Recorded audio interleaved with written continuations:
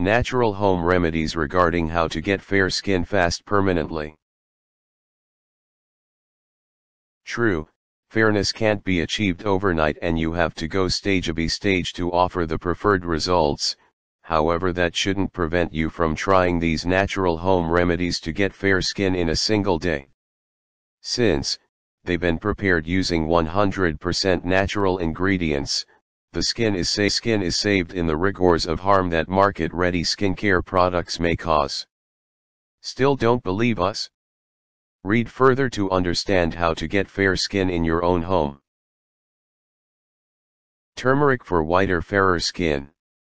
Combine 2 spoons filled with honey with 1/4 spoon of turmeric.